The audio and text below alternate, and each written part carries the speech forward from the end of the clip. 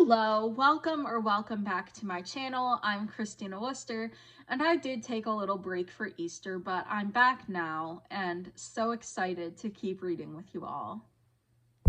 This week's video is inspired by Ellen Catherine's Scrabble Letters Choose My Reads for a Week.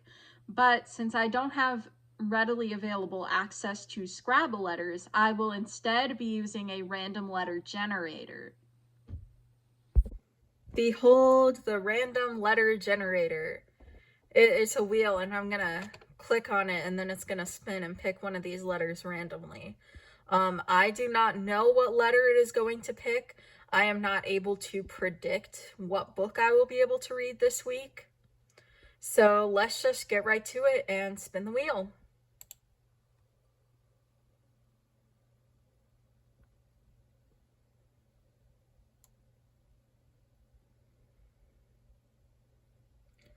Okay, we got M, so I gotta find a book title that has the letter M in it.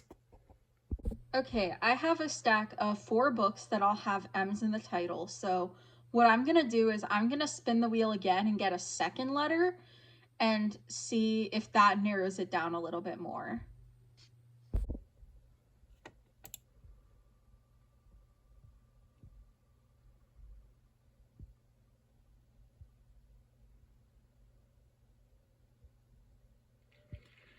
S, okay. So far, nothing too challenging as far as letters go. Y'all, would you believe me if I told you that every single one of these books that has an M in the title also has an S in the title? I'm being completely serious. I'm gonna spin the wheel one more time and get a third letter.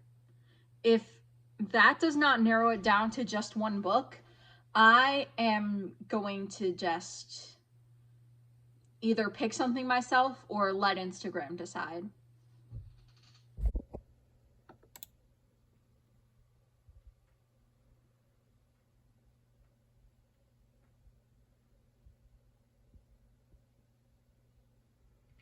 Ooh, J. Do any of these books have a J in the title? We will see. None of them had a J. Not a single one had a J. So what I'm gonna do is I am gonna turn this one over to Instagram, and they're gonna help me out a little bit. It has been a little over 24 hours, and it looks like the people have spoken. My next read is going to be Celestial Monsters by Aiden Thomas. This is the second book in the Sunbearer duology. I read the first book in like June or July or something for the book swap series. Let me know if you want more of that, by the way. I'm kind of putting it on hold while I try to do my 25 before 25, but once that's done, I might bring it back. Yeah, anyway. Celestial Monsters. Peep the fact that there is both an M and an S in the title. And I will get back to you with my initial thoughts. Let's hope I remember what happened in the first book. Okay, so I'm about 14% done with Celestial Monsters. I am enjoying it so far. Maybe not quite as much as the first book, but still enjoying it. I think the decision to add Zio, or however you pronounce his name, I'm reading this as a physical book, so I don't know how it's pronounced. It's spelled Xio. So I assume that's Zio. But anyway, including his perspective in the second book is definitely an interesting choice. I like that choice so far, but we will see, I guess, how I feel about it later on. I'm also pleased to report I do remember a good amount of what happened in the first book, and maybe that's just because this book decides to be nice to you and remind you a little bit of what happened. But yeah, I will update you guys when I've read more of the book.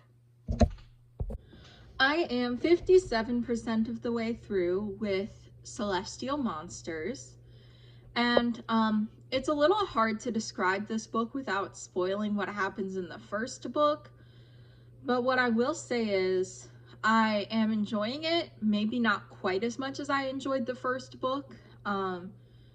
They're obviously connected. They're not interconnected standalones. They're one progressive narrative. So it's like, it has that, but they're honestly very different books. Book 1 was focused on these like trials and stuff, and book 2 is more of a quest.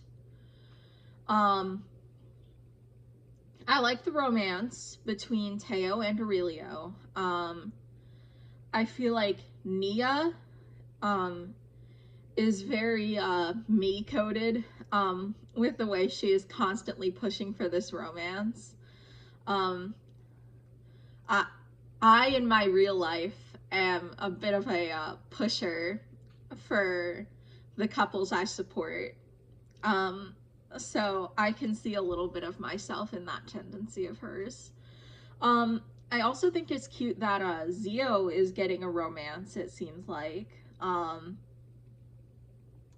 I can't really go too much into what that is going to look like, but I do think it's cute. I think it's fun.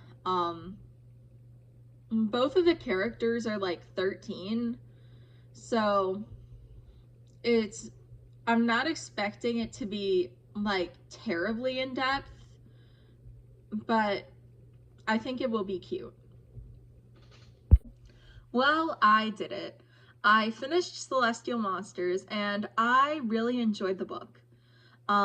Perhaps not as much as I enjoyed the first book, but I would say it was the difference between like Sunbearer Trials being like a 5-star book and then Celestial Monsters being like a 4-star book. Still really enjoyed. I enjoyed the fact that we also got Zio's perspective in this one. It sort of helped to make certain things make more sense. It's a little hard to talk about this book without spoiling what happens in the first book. I know or at least I'm pretty sure I've already said that, but yeah. The romance is nice, and everybody gets a happy ending, which is nice. Not that I can't handle a tragic ending, but it has to feel earned. Whereas I'm a lot more willing to suspend my disbelief for a happy ending because, I mean, if I'm enjoying the book, I want things to work out for the characters. Yeah.